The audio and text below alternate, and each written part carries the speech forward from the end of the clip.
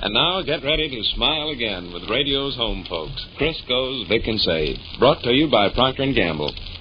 Say, do you know that cooks all over the country are happy as larks about the cakes they're making lately? And you know why? Because the new Sure Mix Crisco is giving them cakes so tender and delicious, they're cause for real celebration. Because you see, this amazing new Crisco brings you advantages you've never had before in any shortening, not even the most expensive. Crisco can give you cakes that are lighter and smoother in texture, cakes that taste better than you can make them with any other home shortening you know. Oh, that's a lot to promise. Sure is, but, well, Crisco lives up to its claims. You see, it's the result of the most revolutionary shortening discovery in years, a patented discovery you get only in Crisco. And that's why Sure Mix Crisco can now promise you these 3 exclusive new cake-making advantages. 1, lighter cakes. 2, smoother textured cakes. 3, cakes that taste better than you ever made them before. Even the cake batter you get with Crisco will prove how different Crisco is from other shortenings you've used. You'll get a cake batter that's smooth as satin, a batter that fairly shouts, I'm going to give you a really delicious cake. Why, just listen to this verdict from families all over the country who took part in a recent independent test of the new Sure Mix Crisco. Hundreds of women, just like you, baked cakes with Crisco right in their own kitchens. Those cakes were compared to cakes made with every favorite shortening used in all those homes. And when the families of these women made their choice, their vote was 4-1 for cakes made with Crisco over those made with all the other shortenings combined.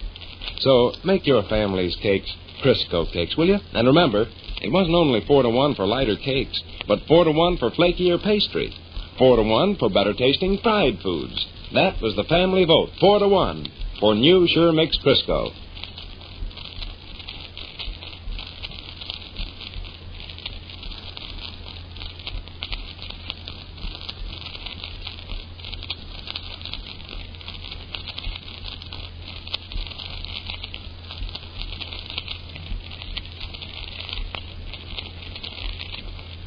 Well, sir, it's late afternoon as our scene opens now, and here in the living room of the small house halfway up in the next block, we find Mrs. Victor Gook and young Mr. Rush Gook.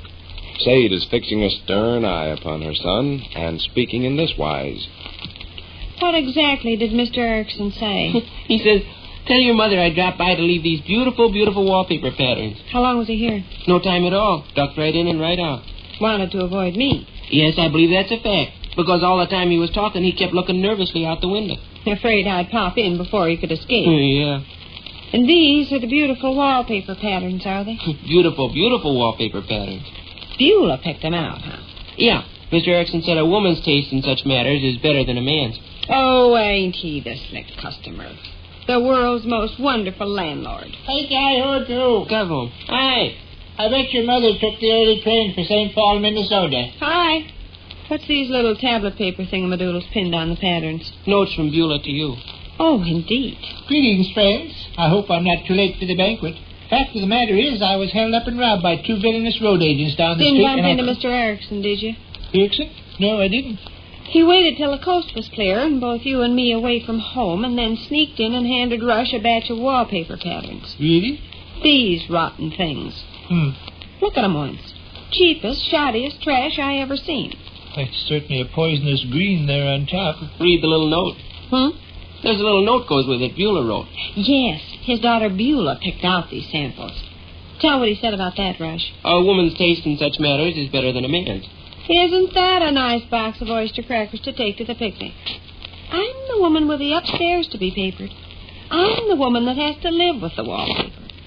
But am I the woman to select the paper? No, sirree, sir. His daughter Beulah's the woman to do that. A woman's taste is better than a man's. All right, here's some samples of a woman's taste. Well, you do have a selection, kiddo. How you mean? Erickson didn't show up with just one wallpaper pattern. There must be a dozen or so in that pile. Beulah winnowed out the ugly ones. Mr. Erickson say so? I'm quoting his exact words. Beulah winnowed out the ugly wallpaper patterns. Sent over these beautiful, beautiful samples for you to make your choice from. Sometimes I get discouraged, Vic. This constant battling with the landlord takes the heart out of a person. Never a week goes by but what he don't try some stunt or other. Don't you generally emerge the victor in these encounters? I'm getting worn down. The stuff he attempts to pull off keeps getting wilder and wilder. Erickson is a scoundrel, no doubt about it. Well, he can't do this, can he? We're the people living in the house. We got a right to select our own wallpaper, haven't we? I imagine so. I never heard of a landlord that done the wallpaper selecting for his renters. After all, he owns the property, Mom. Well, that don't hurt. We pay rent for the property. We can move out any time we feel like it. It's all right. If we selected wallpaper Mr. Erickson didn't like and then moved out, he'd be stuck with the wallpaper. Gosh. Sure. Look, suppose I rented Smelly Clark's bicycle and then decided to paint it a horrible yellow. Smelly'd have a legitimate Oh, beef. you're just arguing to hear yourself argue. Vic, there's no sense in what he's saying, is there? I'm on foreign ground here, kiddo. I don't know just how the law reads on the matter. We've rented houses before, and we've had new wallpaper before. Do you remember any instance where our landlord insisted on picking out our wallpaper? No. Of course you don't. Sometime I'm just going to explode when he comes around here with his stunts. Oh, I wouldn't let myself get upset, Sade. You know you don't have to paper your upstairs with anything but what pleases you. Erickson's an old fathead.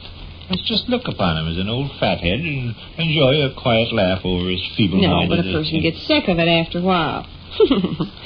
It's kind of halfway funny the way he and I are always at each other's throats. Boy, you have to hand it to him, though. He don't quit. He stays right in there fighting every minute. Suppose we look over these beautiful patterns. Beautiful, beautiful patterns, Gal. Uh-huh.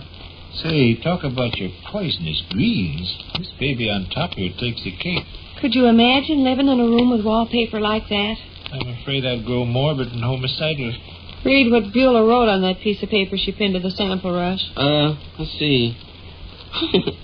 Or read that loud. For those who love a rich, restful emerald color, this lovely pattern should be a perfect joy. Oh, my. Rich, restful, emerald color, huh? If I was entertaining somebody I despised for the weekend, I'd expose him to this rich, restful, emerald color. And I guarantee by Monday morning he'd feel vaguely ill, be affected with spots before the eyes, and a tendency toward involuntary shakes and shudderings. What's underneath the rich, restful emerald pattern, Rush? This nice wallpaper. Oh, my stars. Are those baboons in the design? Gorillas, I think. These are gorillas, ain't they, Gal? I guess so, or apes. Apes crawling around in trees and showing their teeth. One of your Beulah's comment? Yeah. A touch of whimsy for the art lover. Your guests will praise your originality and humor. What's whimsy? Oh, cuteness, I guess. Uh-huh. Thanks, Beulah. What's next, Rush? This. Alternating pink and purple stripes. Ish. I'd feel like a barber pole surrounded by wallpaper like that. Hurt your eyes if you looked at it long enough. Beginning to hurt mine already. What's Beulah have to say? No Uncle tablet paper pinned to this pattern. Well, she just plain give up. Alternating pink and purple stripes were too much for her. There's a comment pinned to the next one. You appreciate why Mr. Erickson had Beulah do this, don't you, Vic? Presumably in order that I wouldn't get a hold of a catalog of expensive wallpaper patterns and select something that'd run him into money. He took no chances. He hunted himself up the cheapest, shoddiest merchandise he could find and let his daughter do the selecting. He's a wicked landlord.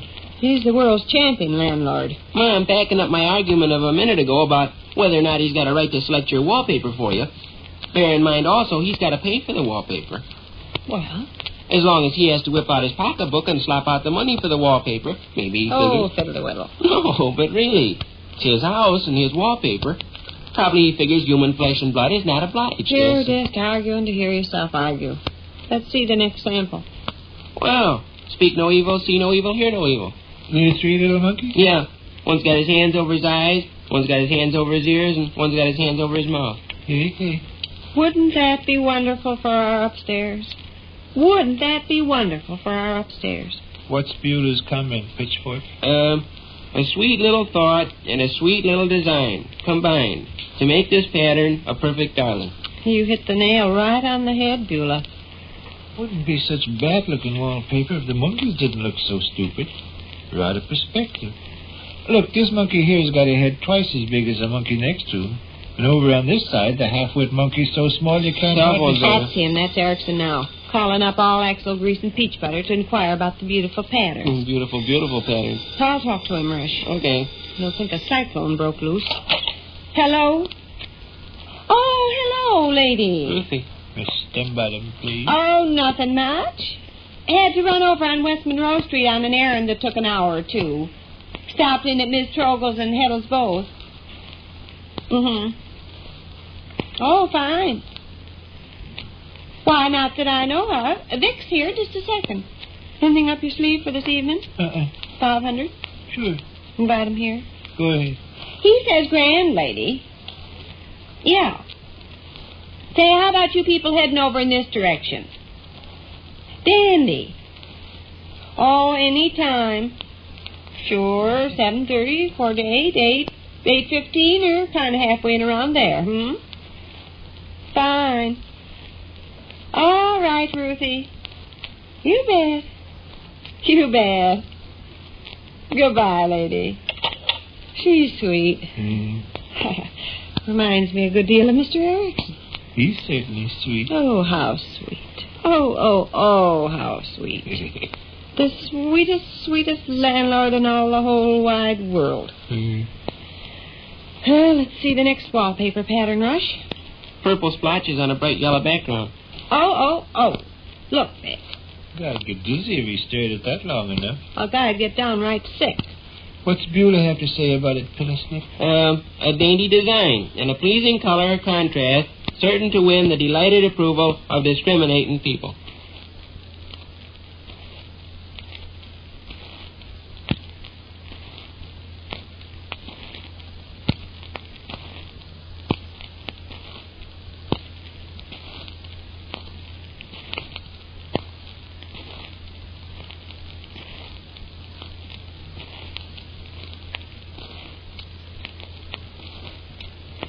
Which concludes another brief interlude at the small house halfway up in the next block.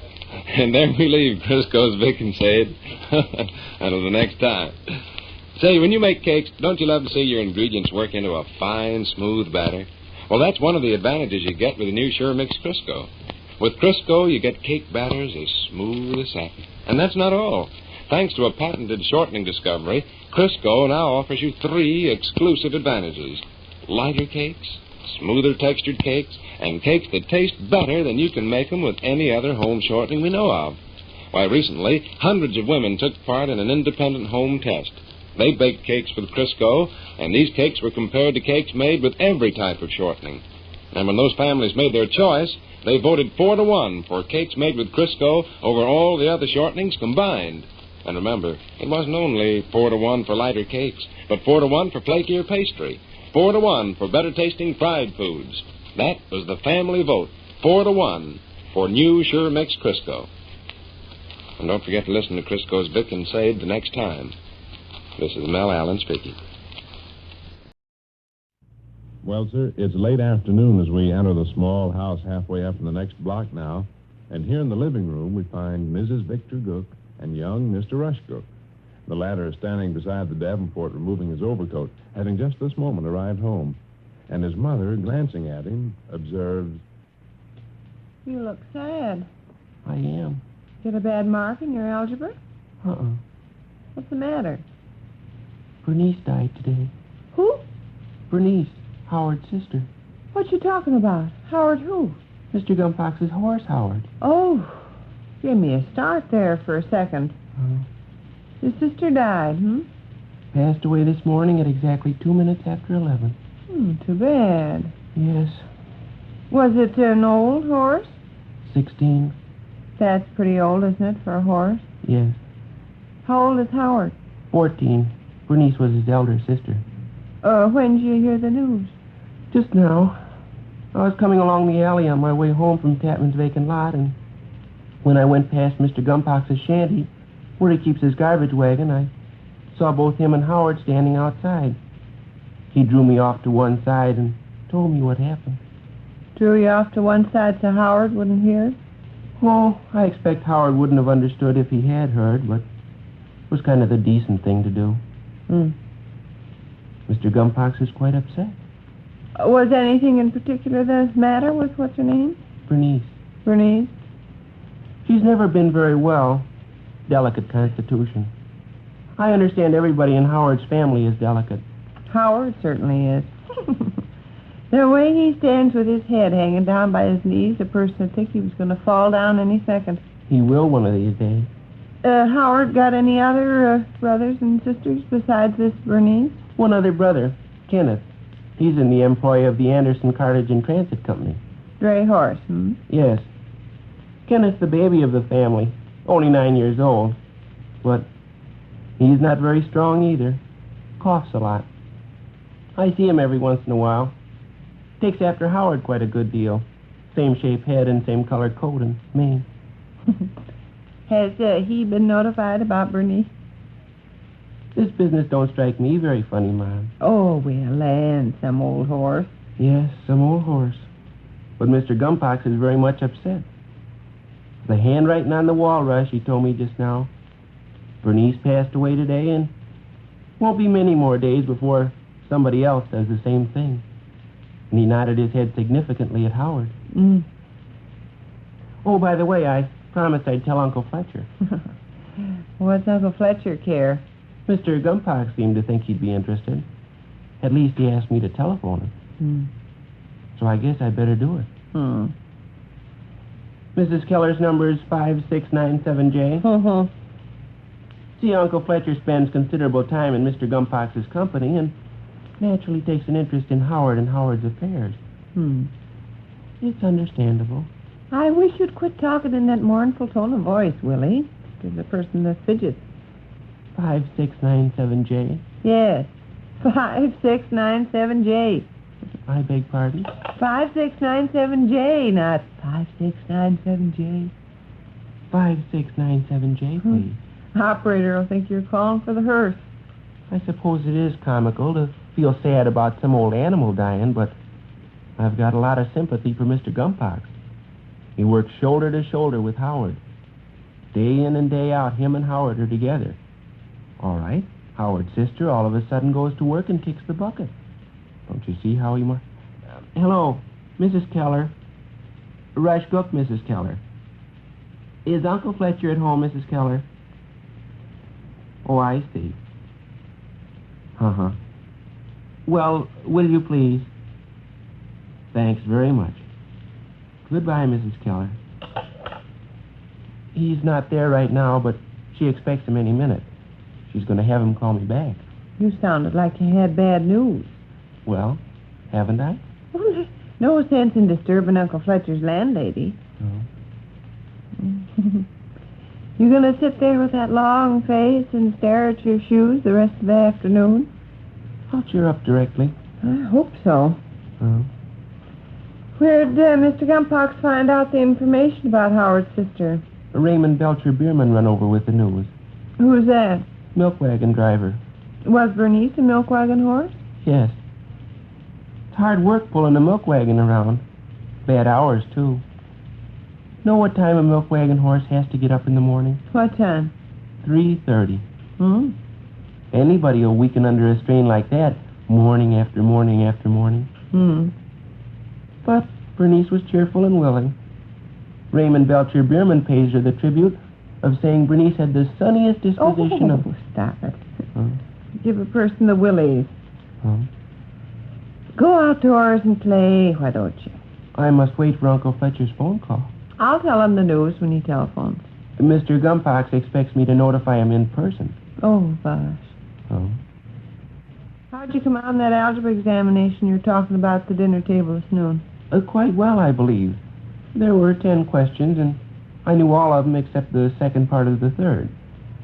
I expect I'll get a grade of 90 at least. The reason I quit think... talking like that. Land. Bernice was considered very good-looking. Good-looking for a milk wagon horse. She had a glossy coat. Let's change the subject. I don't want to hear any more about Bernice. Oh? What you going to do tonight? Go to the picture show? Possibly. They got a good show on. What is it?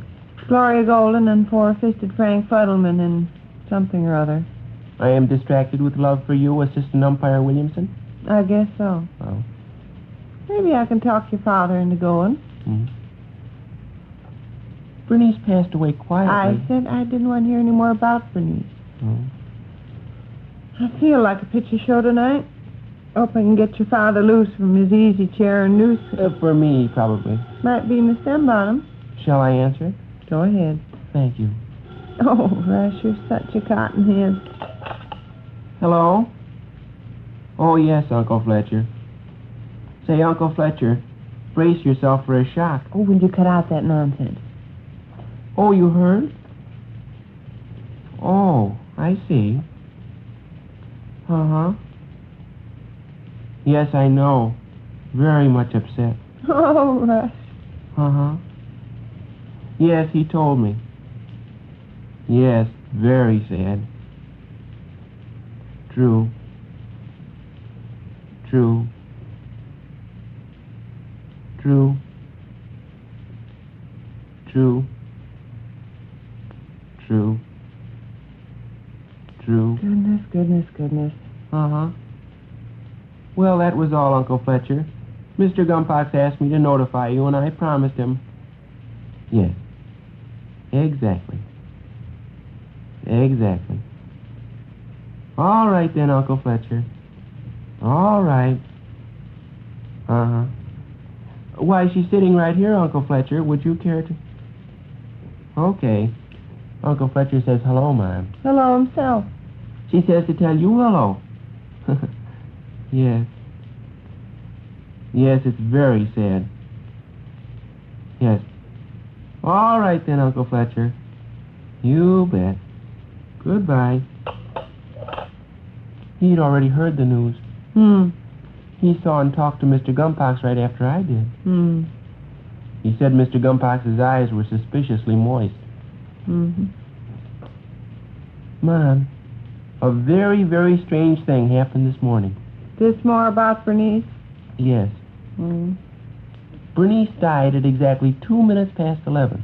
Yes, that's very strange. I haven't told you the strange thing yet. Tell me the strange thing. At exactly 2 minutes past 11 this morning, Mr. Gumpox and Howard were going up the alley between Kelsey and Evans Street. Well? At exactly 2 minutes past 11, for no reason in the world, Howard Yeah? stopped dead in his tracks. Really? Stopped dead in his tracks. For no reason. Mr. Gumpox says, "Get up, Howard." Howard never moved. "What's eating you, you fathead?" Mr. Gumpox says. And after a little bit, Howard heaved a heavy sigh and continued on up the alley. Is that peculiar or not? It's peculiar. It's most peculiar. Mom, Uh-huh. may I have a piece of bread and butter? Help yourself. Thank you. You still sad? Yes. Bernice, Howard's loving sister, passed away today.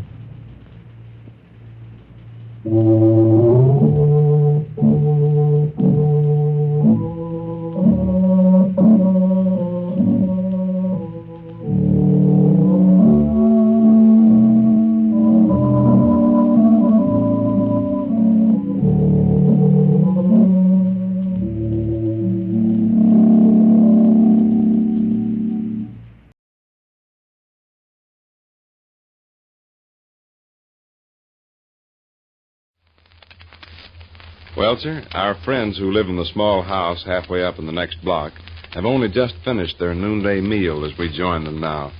They're assembled in the living room, and Sade and young Rush are enjoying a brief recess between eating and dishwashing. The master of the menage is speaking at the moment, and we hear him say, "If I was half a man, I'd follow my inclinations and stretch out on the Davenport.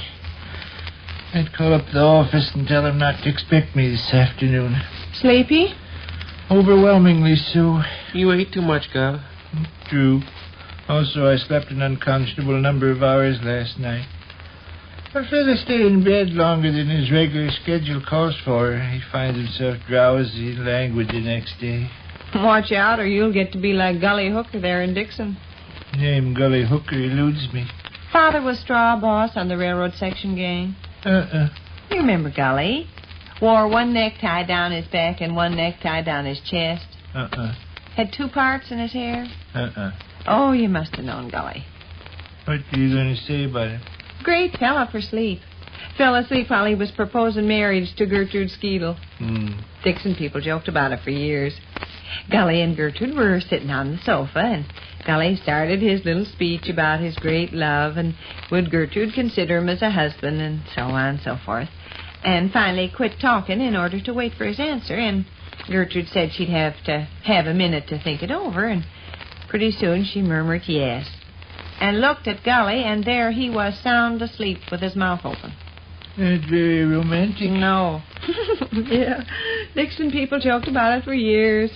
Who was witness to this tender tableau? Vernon Skeetle, Gertrude's little brother. He was hiding behind the bookcase. Gertrude accept Gully? Oh, sure. Uncle Fletcher tells me they live in Belvedere now. Got 5 children, all girls. Gosh, but I wish I didn't have to go to work this afternoon. Well, Willie, shall we jump? We just now come in here, Mom. Got a terrible big stack of dishes today. We might just as well have stayed in the kitchen. Every noon it's the same thing. We get up from the table and come in here and sit down, and about 4 seconds you say, well, Willie, shall we jump? Yes, I guess I do. But it bothers me to have dirty dishes waiting in the sink. Let's give our dinner a chance to settle. You know the stunt you pull? What's that? You try to distract my attention by bringing me in here and talking a blue streak till pretty soon it's time for you to beat it off to school and I have to do the dishes by myself. Go on. Look at yesterday. Yesterday you done all the talking. You were telling Gov about Mr. Erickson coming whining around about wallpaper in the upstairs. He was here again this morning, Vic. Erickson? Yes, wringing his hands and dabbing at his eyes. Seeking to escape from his pledge? Uh-huh. He promised us upstairs wallpaper, but he can't get himself to actually give us upstairs wallpaper. Haven't you got him caught like a rat in a trap? I'm scared he'll get loose. Slippery as an owl anyway, you know. Eel. Eel. Eel? Slippery as an eel, not slippery as an owl. Miss Donahue says owl. I'm pretty sure it's eel. I wonder who's the smartest, little 14-year-old boys or grown-up ladies. The lame, silly alibi he had this morning, Vic. Erickson? Tried to tell me it was hard to get wallpaper these days. Said the wallpaper manufacturers in South America were hanging on to it. South America? South America. United States don't get their wallpaper from South America, do they? It's news to me. I'll say. And just more and dabbing away at his eyes. Erickson is a pirate. Aggravates me sometimes to where I could scream. By golly, if I was to lean back on this Davenport, I'd go to sleep in 4 seconds. Well, Willie, shall we jump? Oh, Mom, we only just got sat down. All right, go ahead. Trick your poor old mother into doing all them dishes by herself. I'm going down on West Monroe Street this afternoon. Miss Harris? Well, if I have time. It's Miss Trogle I'll go see first. She's got a new batch of pictures of Margaret's baby and has been dying to show 'em to me. Anything special you fellas want for supper? I'll be going past that fancy grocery place on Market Street on my way home. How about some of them great big black olives? We already got great big black olives. Where? Tucked away in a little hiding place I know about. Pantry. Don't you wish you knew? Oh, say, Uncle Fletcher might come for supper tonight. He might, and he might not. He won't ever let a person pin him down. Afraid I'll go to extra trouble, see? And I don't care much for that way of doing business. If I'm going to have company, I want to know in advance I'm going to have company.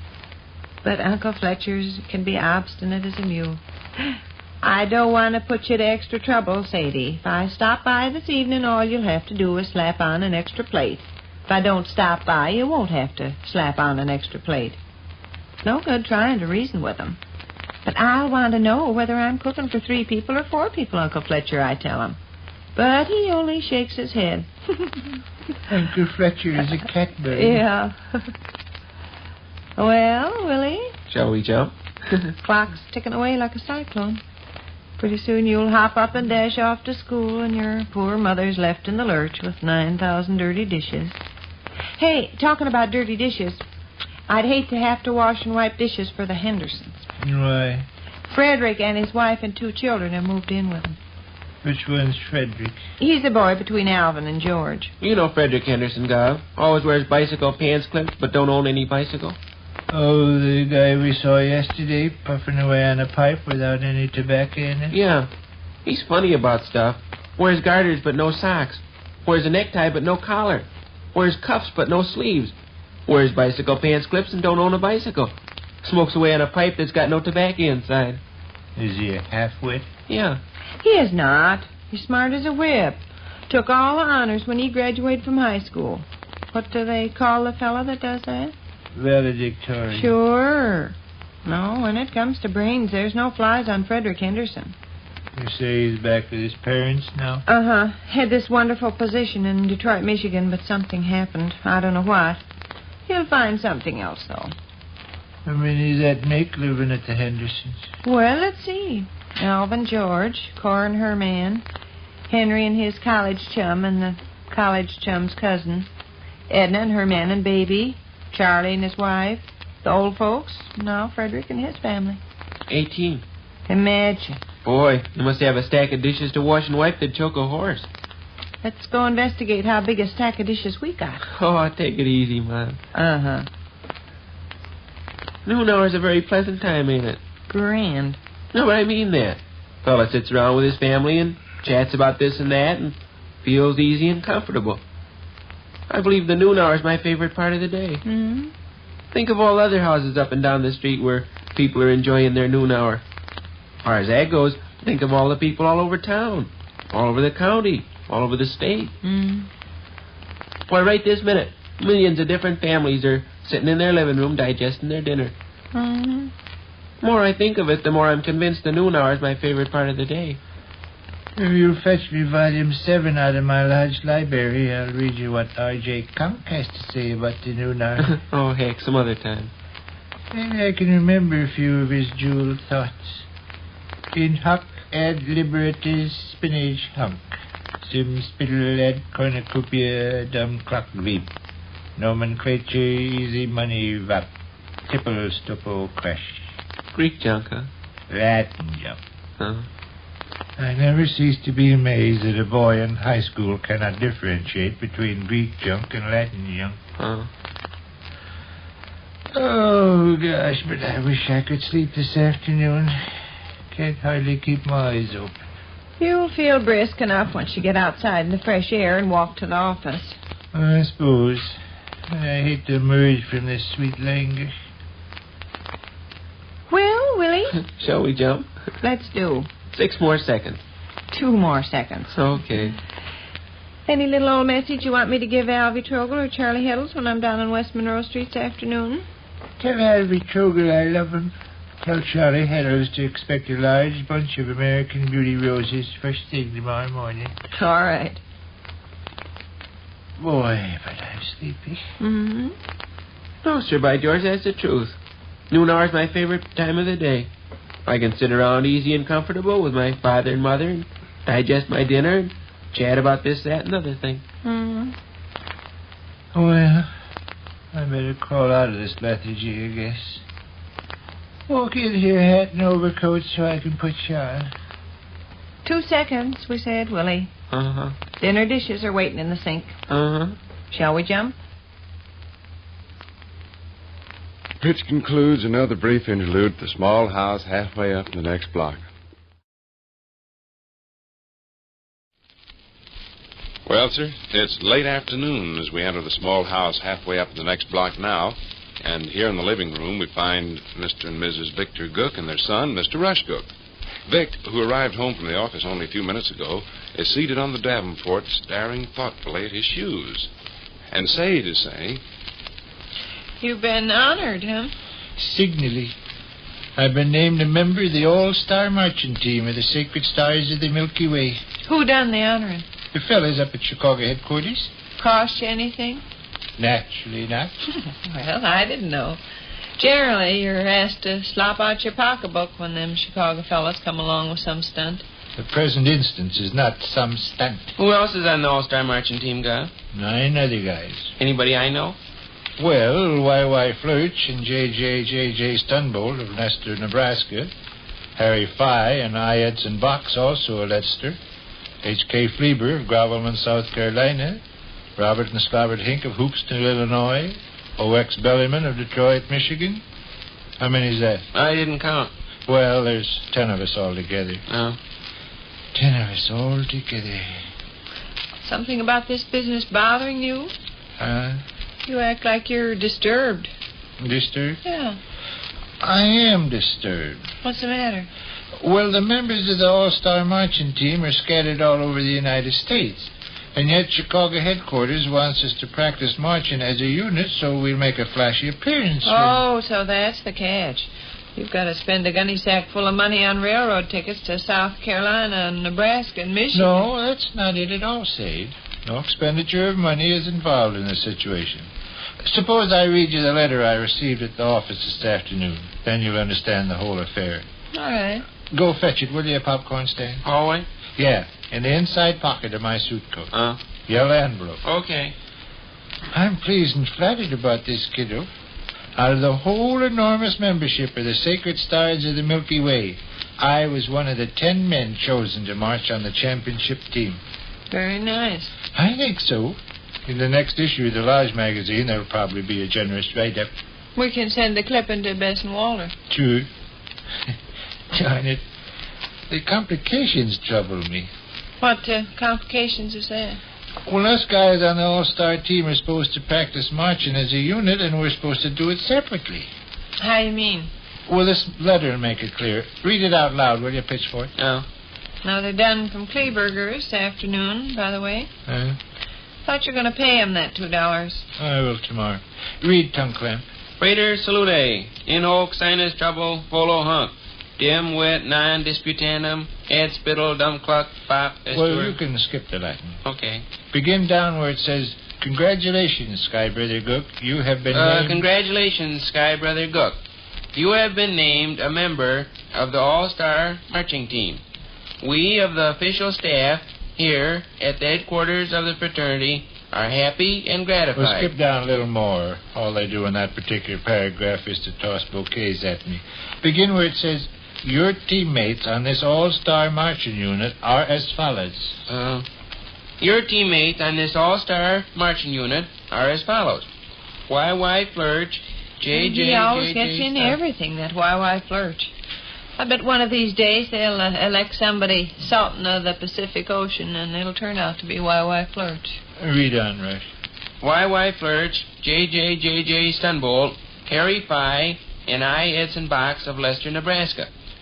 Homer U. McDancy of East Brain, Oregon. I left him out when I was naming over names a minute ago.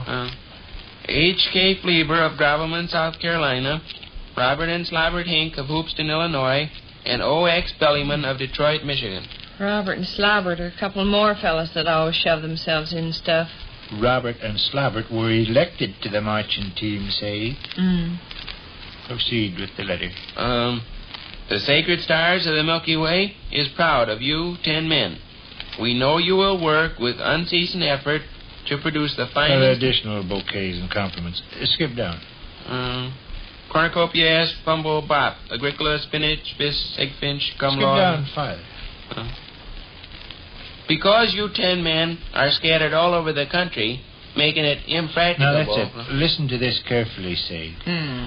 Because you 10 men are scattered all over the country, making it impracticable from a financial point of view for you to get together for practice sessions, we have devised the following plan. Get this now, kiddo.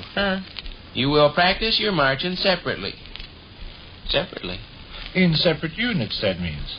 Since I'm the only member of the team in this city, I'll have to practice marching all alone. The same is true of H.K. Fleber in South Carolina, O.X. Bellyman in Michigan, and Homer U. McDancy in Oregon. Robert and Slobbert Hink, of course, both residing in Hoopston, have each other to march with. The lucky guys are the ones in Lester, Nebraska. 4 of them. Y.Y. Flurch, J.J. Stunbolt, Harry Fye, and I. Edson Box. 4 guys don't make a very impressive parade, but it's one whole heck of a lot better than just one guy. You're going to march up the street all by yourself? Well, that's headquarters' plan. Go on with the letter, Lucille. In order that perfect rhythm be attained, each separate unit will train itself to march at the rate of 1 stride every 3 4/16 seconds. You get the idea, don't you, George? I'm wondering how long a time 4/16 of a second is. 4/16 of a second elapses rapidly. I hope. The idea, of course, is for each separate unit in the team to school themselves to the same size stride. Then when we all get together, we'll be able to swing along like highly drilled marchers. Read on. We suggest that you acquire a piece of chalk and mark off 100 yards of the street in front of your house. Then you can perfect yourself. Oh, hey, now. What's the matter? Well, you wouldn't go through any such didos as that, would you? Mark up Virginia Avenue like a football diamond, go strutting back and forth all by yourself. I doubt if anybody'd be upset. People would get the idea you're dippy. Proceed with the letter, garbage bucket. Still trying to figure out this 4/16 of a second business. That 4/16 of a second business needn't trouble you. No, but march at the rate of one stride every 3 4/16 seconds. How'd you time yourself? I'll buy a stopwatch. Well, even with a stopwatch, though. Do they have stopwatches that indicate when a 16th of a second's gone past? I don't know. I'll have to look into the matter. Ma'am, how long do you suppose 4/16 of a second is? Oh, I bet that's darn close to a whole second. maybe it is. Robert and Slobber and Hink have it nice. 2 of them to march. They can make chalk marks on the concrete out in front of their house and button up their overcoats and link arms and go skipping along in grand shape. The guys in Lester, Nebraska have it the best. 4 of them. Poor old H.K. Fleber, though, in South Carolina. He has to plug along all alone without a soul to talk to. Same thing with O.X. Bellyman in Detroit, Michigan. Yeah. And Homer U. McDancy of East Brain, Oregon. And Gov here. There's going to be a son of a gun of a problem. You 10 fellas ever going to get together? Sometime, I expect. When you do, you can all hop into line and go swinging along, taking exactly 3 4/16 seconds for every step. Hoopson's not far. You could take the train some Saturday and go practice marching with Robert and Slobber. Better go to Detroit, Michigan and keep O.X. Bellyman company. Yeah, he's apt to look a little pathetic. One measly little fella marching along like a whole parade. It is just possible you people can enjoy your funny crosstalk without me. May I be excused? Where are you going? Outdoors. Got your chalk? Sometime, my boy, you'll say something very humorous, and immediately afterward, bitter weeping will be heard throughout the neighborhood. I'm going across the alley, Sadie. Pitch indoor horseshoes in Ike Niesuffer's basement? Yes. All right. Here's your letter, Gal. Take it in the hallway and put it in my coat pocket where you found it. Okay. Oh, let me look at the letter once. Well, it's nice of them to put your father on their all-star marching team. Yeah. Seems to me they'd have been smarter, though, if they'd selected the members of their marching team all from the same city. Yeah. From what I've seen of those Chicago headquarters fellas, they weren't ever smart to begin with. Frater salute. In hoc sinus trouble volo hunc. Dim wet non disputandum et spittledum cluck estuary bop. There's another brief interlude at the small house halfway up in the next block. And here in the living room of the small house halfway up in the next block, we find Mrs. Victor Gook and her son, Mr. Rush Gook. Sade is holding forth with considerable heat. Listen. I didn't blame her. I didn't blame her one bit. I was glad she showed some spunk for once. Miss Tim Bottom hardly ever loses her temper. Never. Oh, she can have funny little spells and all. She can get mad, same as anybody else, only you have to know her real well to realize she's mad. Wonder what they thought in Yamson's this afternoon. The place was crowded with customers and clerks. And did they turn and stare? You could have knocked Miss Applewhite over with a pickaxe. Her jaw dropped down to her knees. Hey, look out in front. Big automobile pulling up to the curb. Who's that? Oh, no. Probably. Oh, Mr. Rubush. Well, Cub's with him. wonder if they're coming in. Oh, golly, my hair. Rush, quick, run upstairs and bring Mr. it down. Rubush is going to wait in the car. Cub's coming in by himself. What's the idea, you suppose? Probably they just stopped past to get some invoices or documents or something. Yeah. That's some buggy, huh? Certainly big enough. Wonder how many cylinders is underneath that hood. 15 or 20, I'll bet $1. I'm going to inquire next. I Greetings, Al. What was that pile of junk you just rode up in? Murder Pearson of Shreveport, Louisiana. She's been visiting her grandson in Chicago. Hi, Sadie. Hello. The boss and I are on our way down to C&A Shops to transact some business with the freight department. Just stopped past to pick up some documents. I just got through telling Mom that was the way of it. You're a smart boy. Open the bottom drawer of the bookcase and get my portfolio. Oh? Your husband rides in style, kiddo. Isn't that some fancy chariot out in front? Don't you want to invite Mr. Rubish to step in a minute? No, we're in a hurry. Shake a leg with that portfolio, Ice Pick. Okay. Dick, Ruthie quit the Thimble Club this afternoon. Oh, boy. Ruthie quit the Thimble Club this afternoon. What is the trouble? Miss Appleton? That old gal been on the warpath again? Oh, thanks, Charlie. I don't suppose I could ride down to C&A Shops with you and Mr. Rupert. Well, kiddo, I better beat it. Probably be home Ruthie put around. on a scene. In at Hamilton's.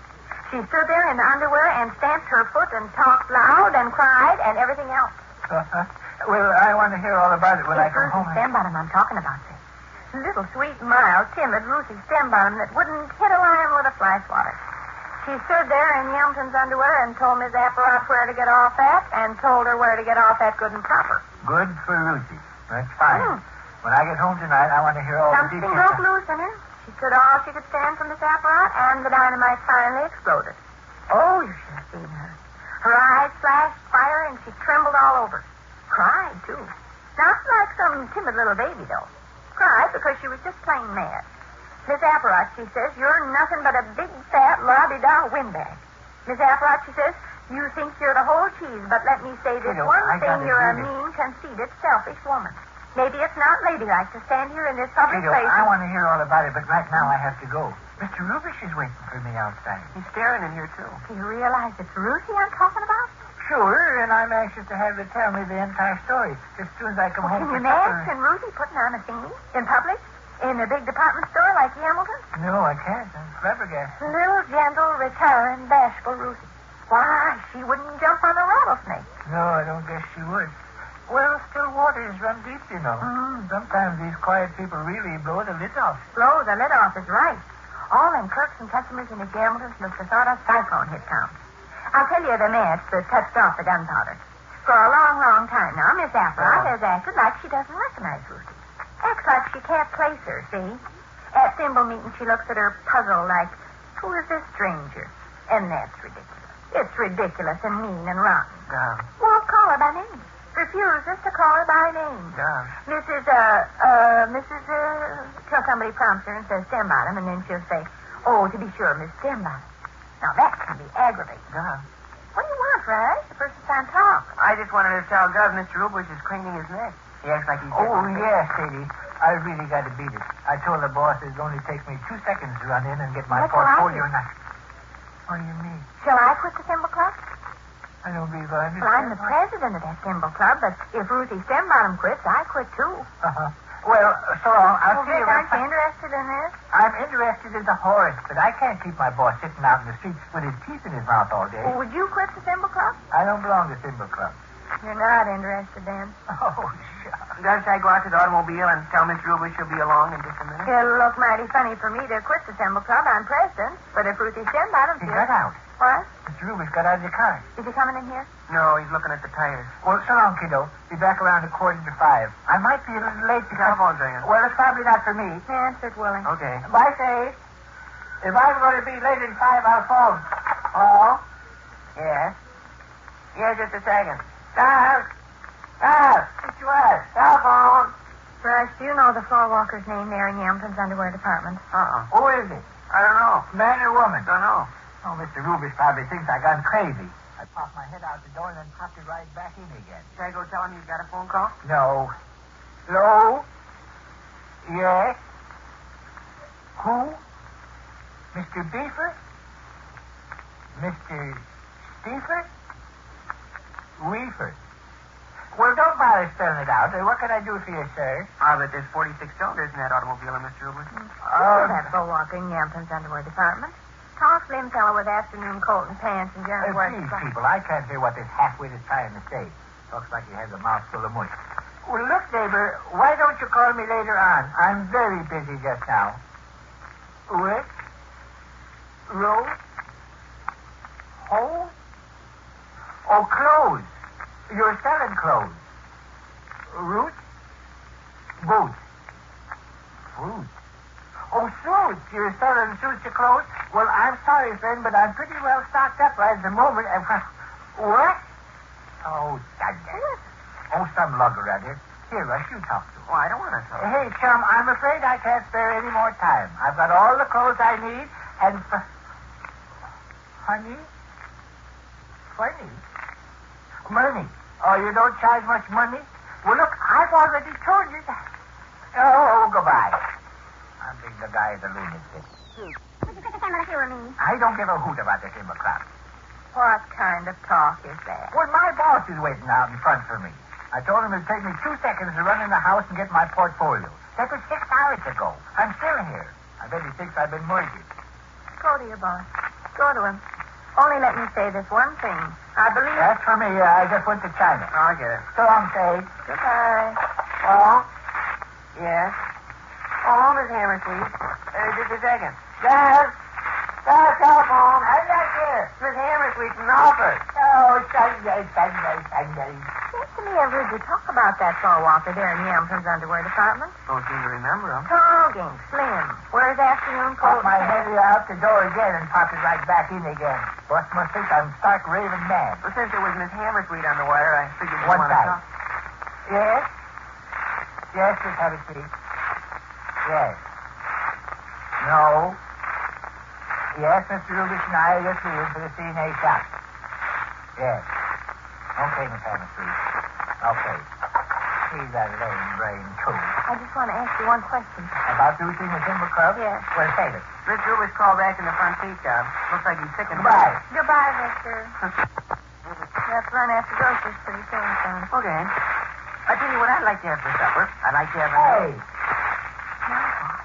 I forgot my hat with portfolio. Yeah, here it is. I appreciate it. Popped my head out of the door the third time and popped it right back in again. Maybe you're wonderful, Mr. Rubus. Don't bother about your portfolio there. Yeah? Don't bother about your portfolio. Rubis is driving away. Oh, my God. Gee, that's a nice car he's got. It's gone, Faye. Yes, I see. Gone. I want to know all about you, Faye. Tell me about you, sir.